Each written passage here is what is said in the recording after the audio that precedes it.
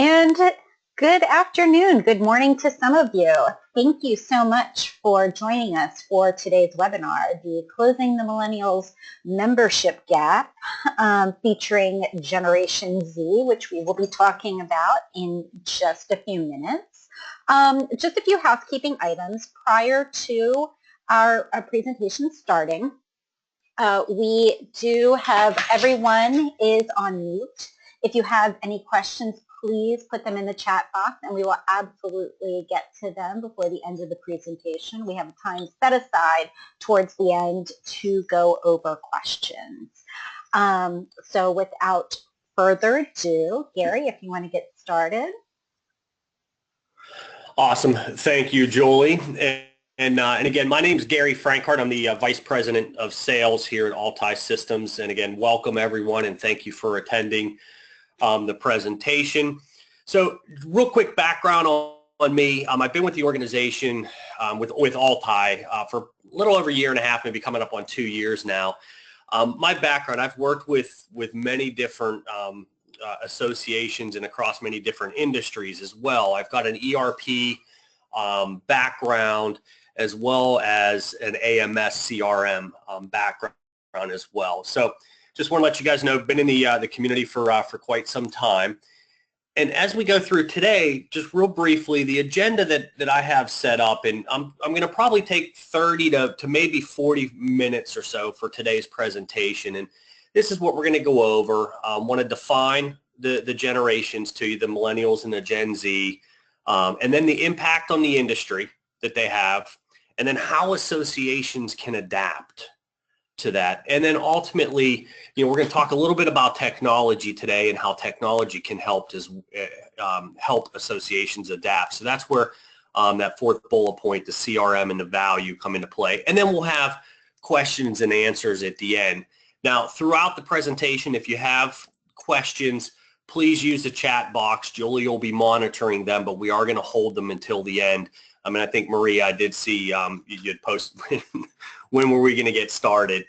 So just so it is working, you guys do know that. So, so as we get started today, where this webinar really originated from is it came out of the Great Ideas conference, the ASAE Great Ideas conference that we attended last year. So we attended both last year and this year, but last year when we attended, and actually if you're not familiar with Great Ideas, we do highly recommend that you attend or consider to attend, but it's a gathering of 1,500-ish or so associations of your peers. Every year, ASAE puts it on. Great opportunity for you to network with your peers and also hear what's going on in the industry and futures and trends and such, which brings us to today and this webinar. What we heard last year really was that new memberships were down, renewals are down, questions that we were hearing, what do we do about this? How do we change it? And the common theme was there's a new type of member. And that member, is the millennial or that Google generation, right? And this generation of adults is between the age of 18 and 34 and now make up 1 in 3 American workers. The estimated 53.5 million millennials in the workforce is only expected to grow as the millennials currently enrolled in college graduate and begin to work or begin working. So now we have that, and now we're adding Generation Z to this as they're beginning to enter the workforce. So now to define each of these generations, the millennials, the 21st century adults, they're starting their careers. They're starting their families.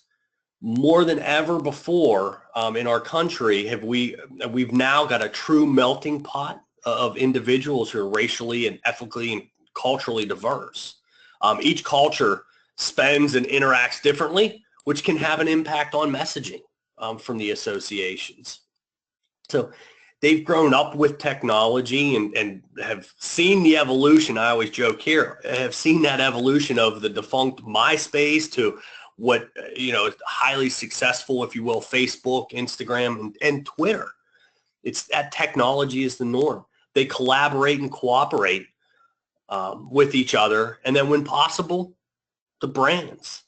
Millennials have that positive, community-oriented, we can fix it together mindset. They want everyone to get along, and they believe everyone should get along. So they're looking for adventure, and if whatever comes their way, if you know that old song, right? But when they're shopping, they prefer an experiential retail environment where shopping isn't just limited, or shopping isn't it's more than a transaction, and the pleasure of being there isn't just limited to goods and the goods that customers take home. So if you've ever been to the Apple store and even the Microsoft stores these days, they've been doing this for years. The entire store is set up as an experience, and I actually was just reading the other day, or saw an article the other day on Target. Target is investing millions and billions of dollars in remodeling their stores for a better experience. Millennials, these generations are moving away from that retail mentality, and so Target's recognize this, and they're re-engineering their stores to get folks back in. So as an experience, they're going to be using this mentality while interacting with your organizations as well. So they're looking to your organization to provide that experience in, more of that virtual world. And if you caught on at the very beginning, I had the virtual goggles, if you will, kind of the tie-in for today's presentation. They're passionate about the values, and including the values of companies that they do business with. So more millennials are integrating their beliefs and causes into the choice of companies to support their purchases of their day-to-day interactions. More than 50% of the millennials make an effort to buy products from organizations or from companies that support the causes that they care about. And according to a Pew Research analysis, millennials have now surpassed Generation X to become the largest generation in American workforce. The millennial generation as a whole, not just those in the labor force, is also expected to surpass the baby boom generation as the largest living generation in the U.S. So me personally, as a Gen Xer, all I've ever heard about was, really the size of the baby boomers. And now we're hearing that the millennials are going to be larger than that. That's impactful from all of us. So now as we look at Generation Z and defining them. So this generation's born between 1996 to 2010. They're entering the workforce this year, 2017, as college grads. Where millennials are traditionally used to being patted on the back for everything, Gen Z has had to work hard for what they have. They have been through the significant economic changes. They believe in hard working and working hard for their money. They're hyper aware of their own financial well-being and needs, and will strongly consider where they're going to spend that hard-earned cash. As ultimate self-educators, they may not be as interested in paying for continuing education as their predecessors, and will look harder for value-added content before they pluck down any money for a course.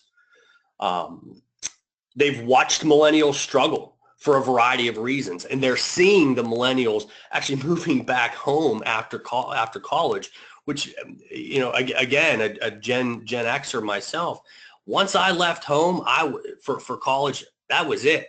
I wasn't looking back and haven't looked back. That millennial mindset is different, and now we're seeing Gen Z kind of going back to that. They leave home, they're out the door. So now let's look at the impact to the industry, or not the impact to the industry, but the similarities of these generations. They expect technology to simply work. And you're going to hear this throughout the presentation today. They expect that the technology to simply work. So it better, and you got to make sure that it does. They've grown up with the digital devices that bundle communication, entertainment, shopping, mapping, and education all in one. Excuse me.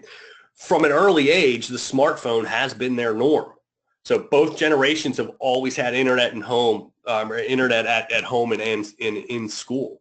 So I mentioned the smartphone, mobile, that's their norm. They own more cell phone. They own more cell phones, use their cell phones more, text more, God forbid texting while driving, but more than any generation of past. They're also more likely to own a cell phone as their landlines, right? I know I for one, have gotten away. And in fact, 41% don't even have a landline today. So, of course, they don't just use the smartphones for texting. More than twice as many millennials than the non-millennials use a mobile device to research products, services, organizations, read user reviews, and reading user reviews. So they're used to using iPad, service devices, whatever the Slate device is, from kindergarten on up through college. So these two generations, so used to using these types of devices, they donate to their charities, to their causes through mobile devices. And in fact, among those who donate, nearly 50% do so through a phone. So millennials and Gen Z, they're social generations. So they socialize while consuming or deciding to consume a product or service. Their social abilities expressed online as well as in real life. So particularly in many arenas where online and offline activities and circle of friends overlap. The social behavior has big implications for those of us who serve members. So according to a market research, a shopping habit that sets millennials apart from the non-millennial is their tendency to shop in groups and seek the opinions of others. In fact, more than 2/3 of the millennials don't make a major decision until they've discussed it with a few people they trust. Compare this to around half of the non-millennials. And I think, and I look, and I think the ASAE community site, the message board, it's a perfect example of this. For those of you that use that platform, I, for one, I see it. Anytime someone's looking at a new product, a new service, or has a need, they're going to the community, and we go to that community to put that out there, and we want to know and feel what others have seen and felt and how they've handled it. So they're passionate about values, including the values of the companies that they do business with. So I've seen this personally again. So my wife and I also run a nonprofit thoroughbred rescue. And we see this every day where we have volunteers coming and going daily of their own personal reasons, but it's because they love what we do and what the organization stands for. So they show their passion, and we see it personally. So our volunteers just seem to be getting younger and younger.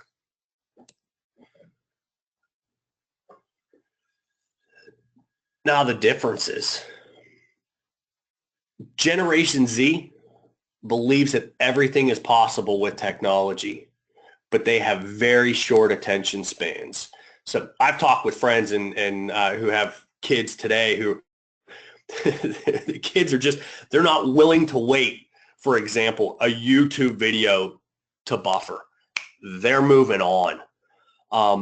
Where in Business Insider, they had even been quoted as saying, in terms of technology, millennials are willing to try, for example, a website multiple times, thinking they've entered something wrong, but the Gen Zer doesn't give it second chances. It either works or it doesn't, and they simply move on to something else.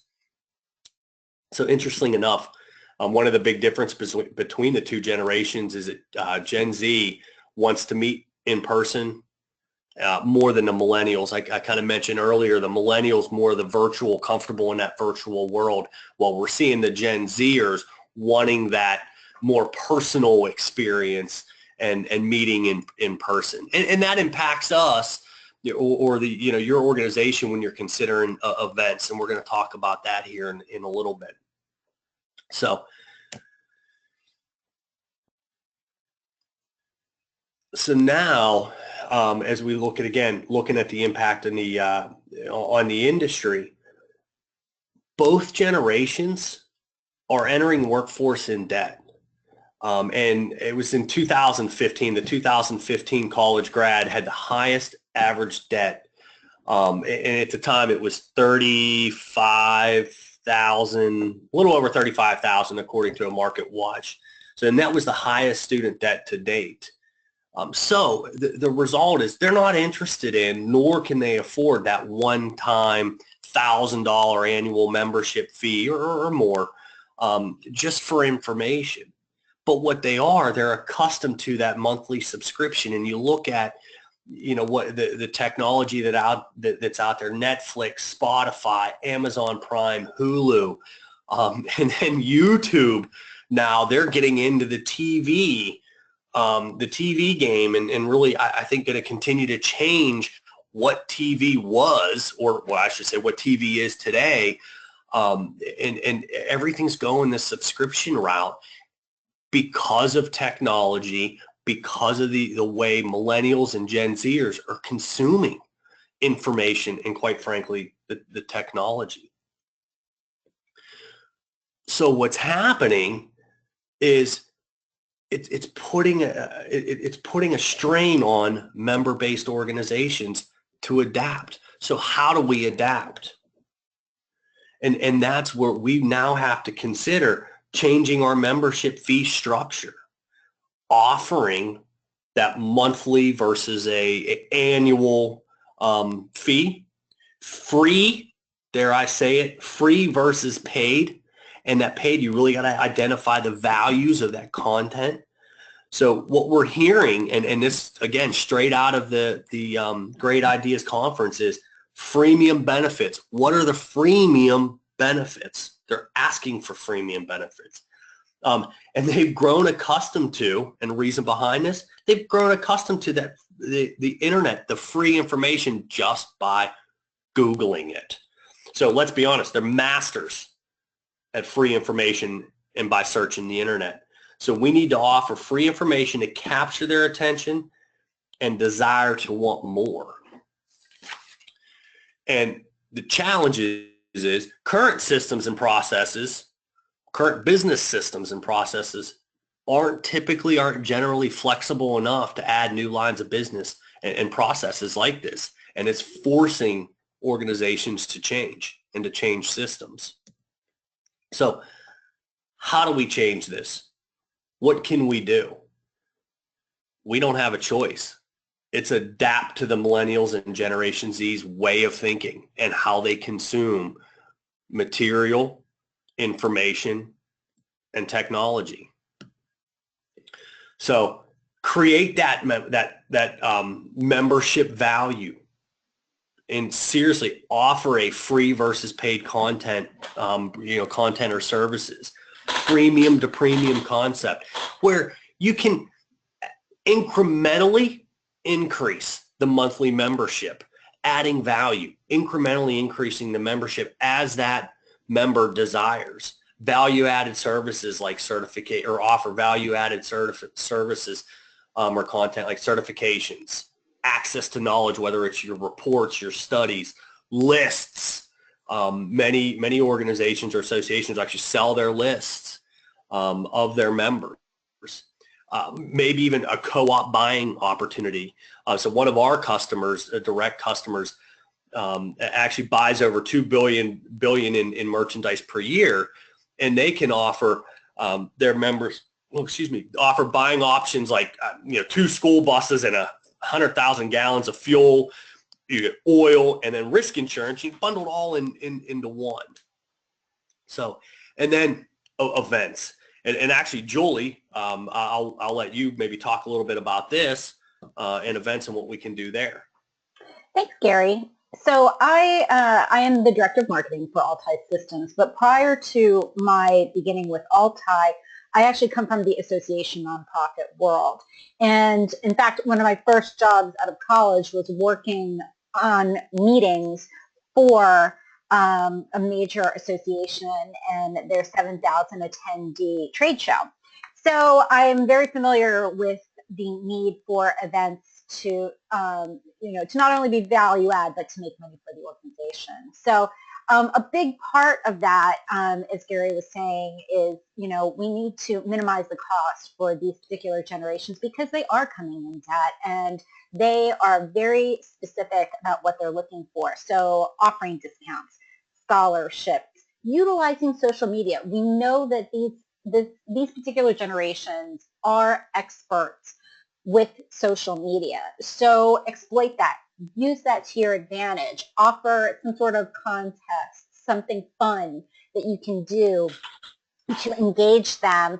And then if they win the contest, then they can come for free to your meeting in San Diego or wherever it might be, as well as offering virtual experiences. Again, these individuals may not be able to afford a plane ticket to go to wherever your event is, but they still might be interested in what is going on at that event. So offering paid services via online live webcams that people can log into for a fee. So that way you can still reap the benefits as an organization financially to cover your costs, and then that individual feels that they can still be engaged with what's going on. Now, differentiating between the two generations that we're talking about here, interestingly enough, as Gary had said in the previous slide, millennials, they need a cause. They are super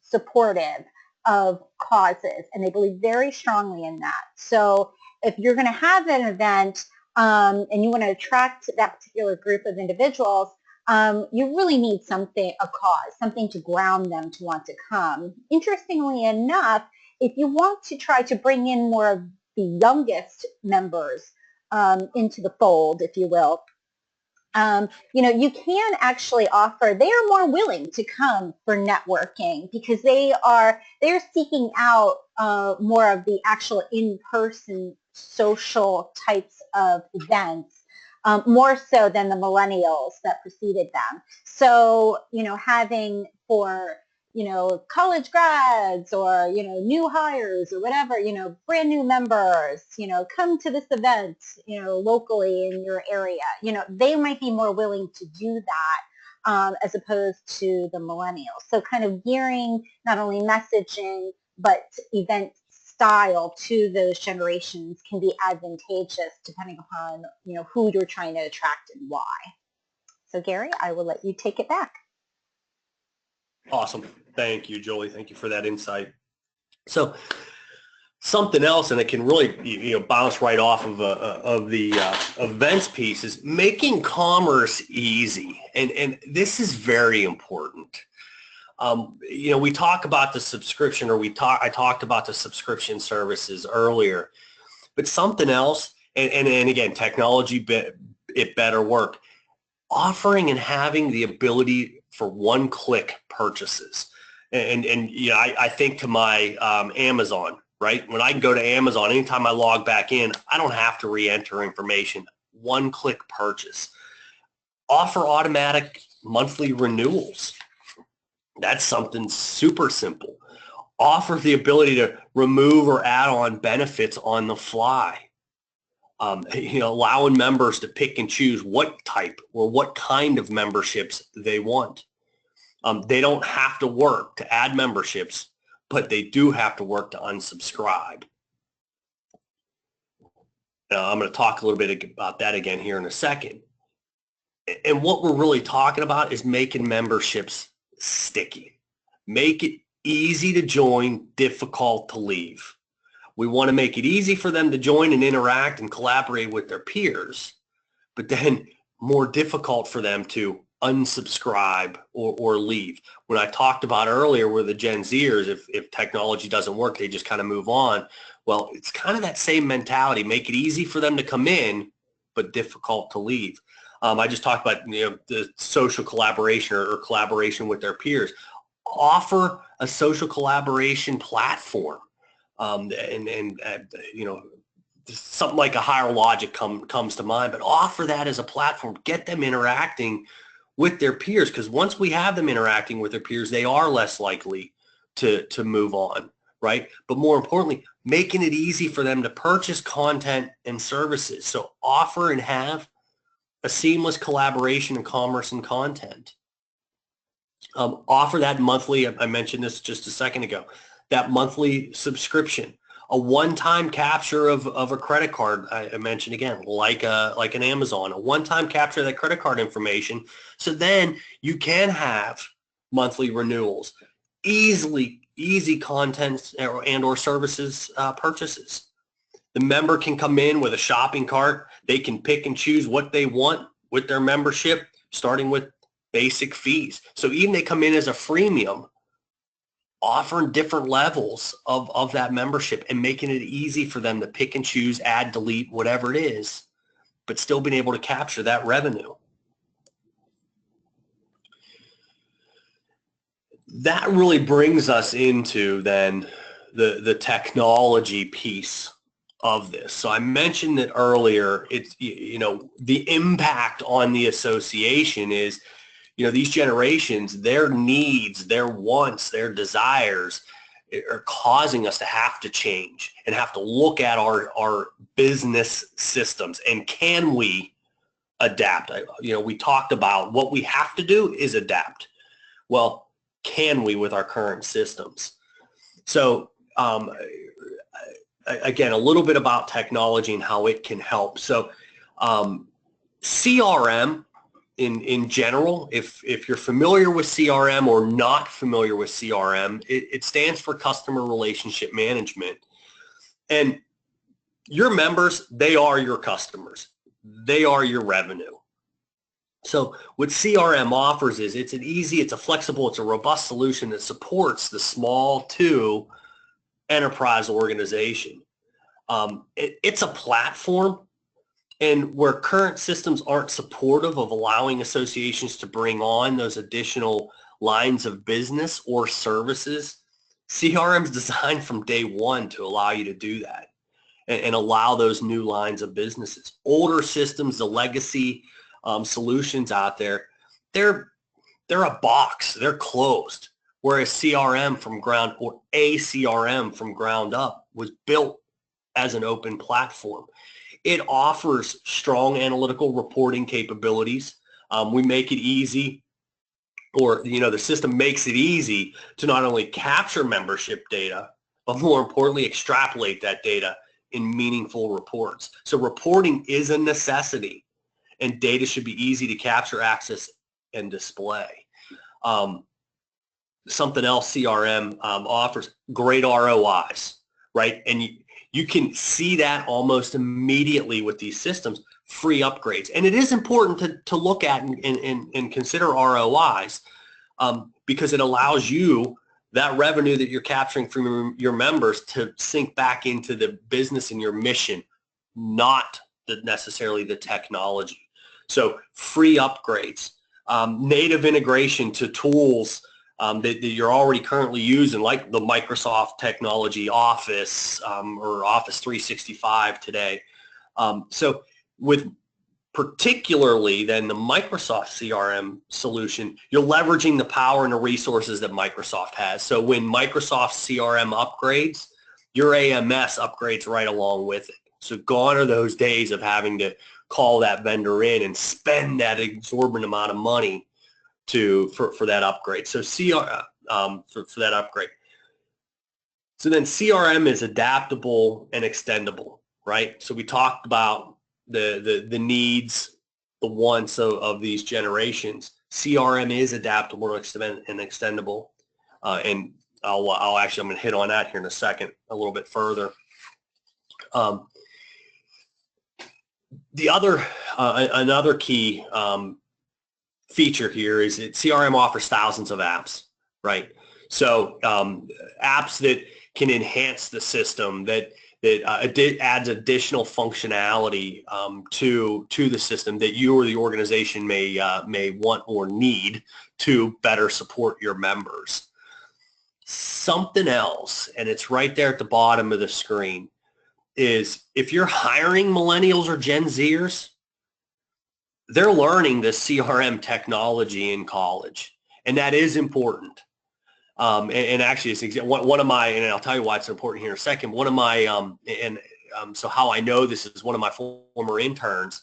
I brought him in, and I'm showing him our solution and what we do, and CRM is it's based on. And he's going, holy cow! You know, when it came for the new semester to pick his classes, he got all excited. Gary, I can take CRM classes. I want to learn this technology.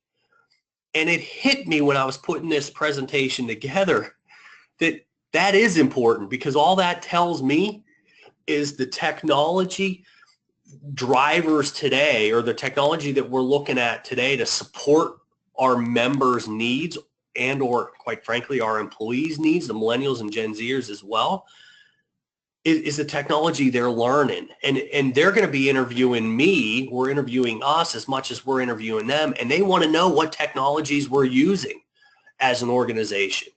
And if you're using older solutions or systems that they don't know anything about or haven't heard of, there's a good chance they're not going to want to work with you. So it is that it was, for me, it was an aha moment, quite frankly.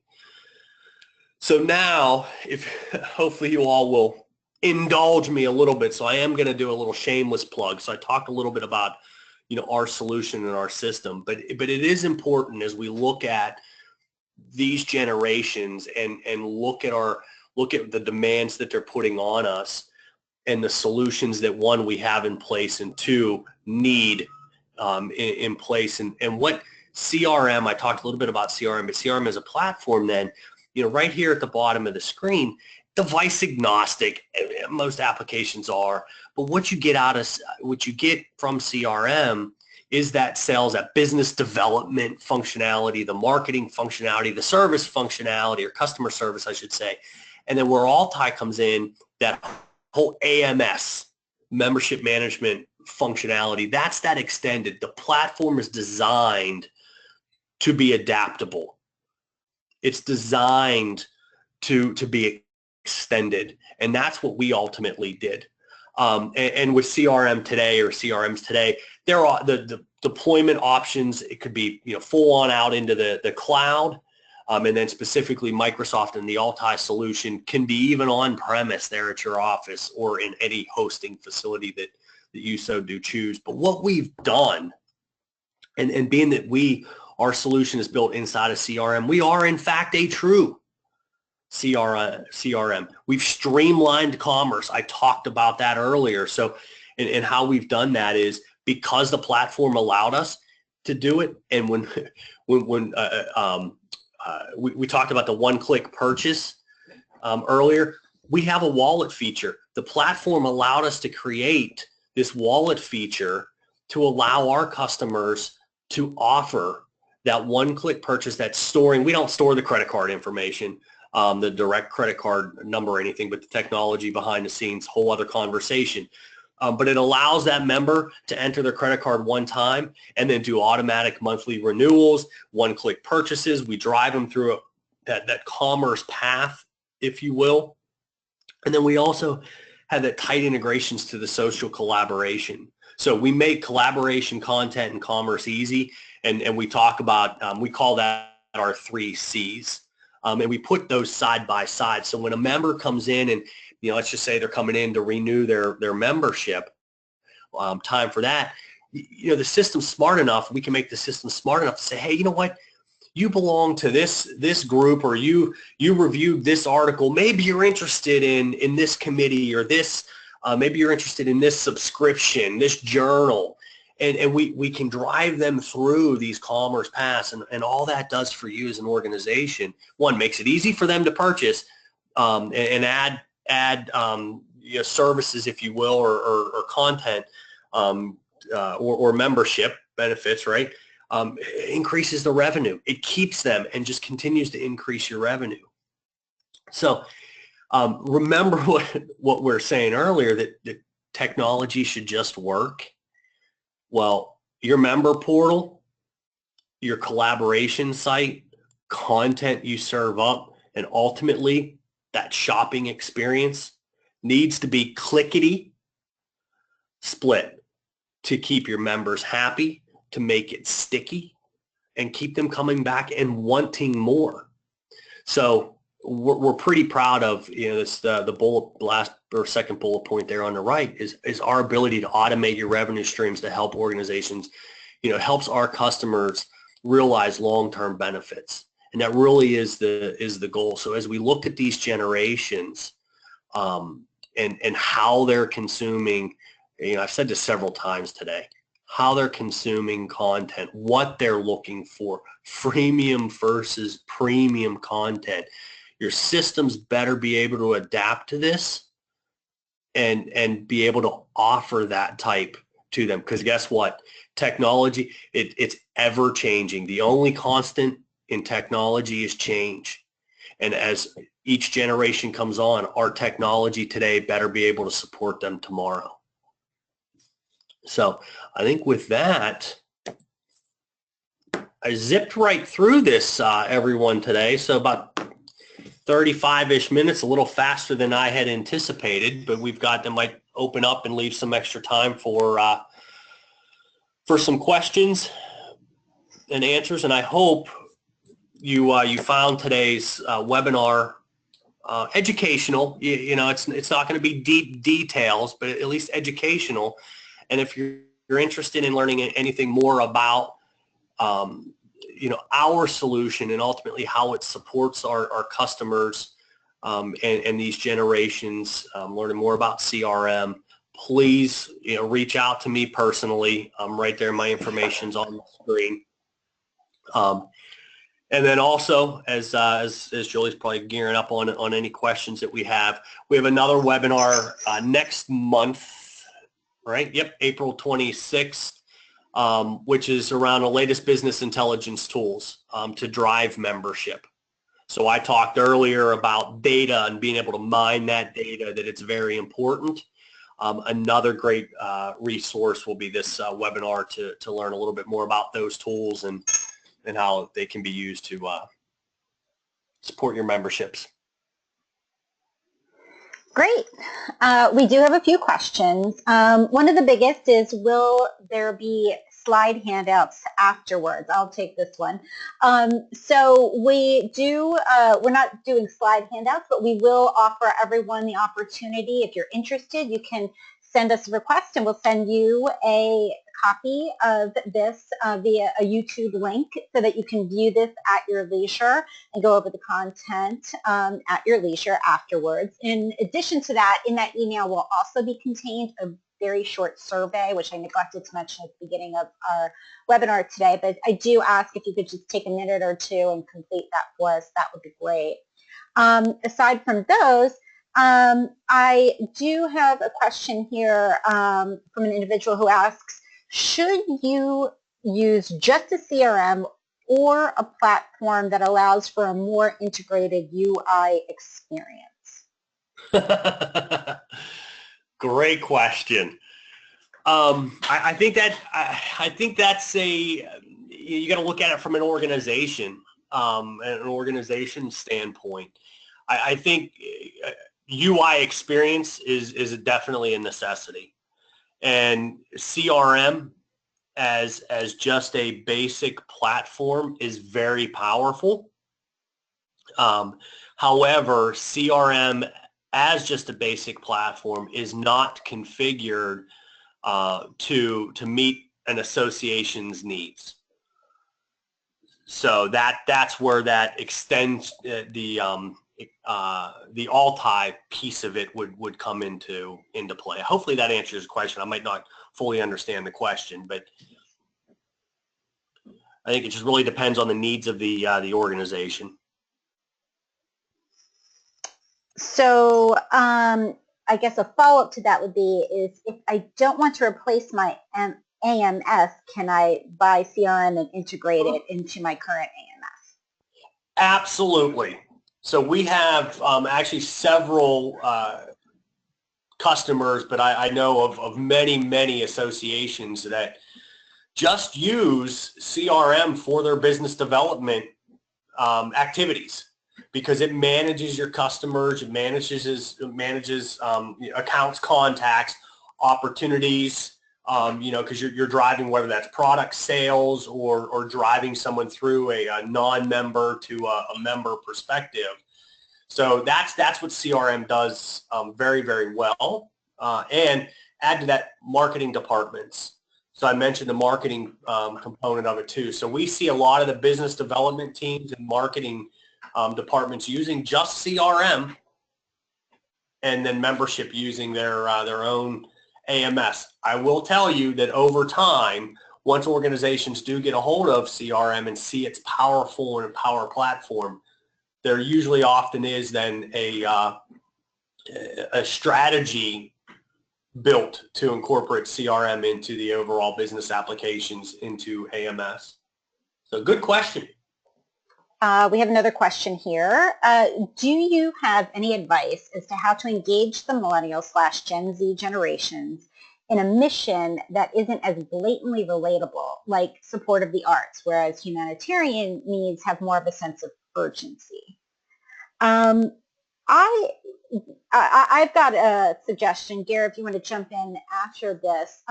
My thought is that I would look back at your organization's mission statement and re-examine what that says. I mean, ideally, whatever you do as an association, you should be, keeping your mission statement in mind. And, sometimes it's easy to kind of forego that because you're thinking of all of these other things that you have to worry about or, whatever. But really, what an organization should be focusing on is their primary mission. And I believe that if you get to the heart of why your organization was, why it created to begin with, that then will give you whatever need you have, that'll give you the information that you have to message out to those millennials and Gen Z folks to try to attract them. You take it from the heart and you find what the heart is of your organization, if that makes any sense. Gary, do you have anything to add or thoughts on that? I think it was actually good, Julie. Thank you. Yeah. Another question here is, can you recap the main drivers of decision-making for Gen Z? Gen Z. So recap the decision-making drivers of Gen Z. So they make their decisions. Again, I'll jump in, Gary, and tell me if I'm wrong or forgotten anything. I mean, I would say, to recap, the main drivers are, cost for sure. Just like the millennials, I mean, they're not swimming in money. But that's, and again, just like the millennials, having a cause, a reason, or an actual purpose is very important to them. But, unlike, I would say, the millennials, Gen Z really, they need technology that's fast. They need technology that works from the get-go.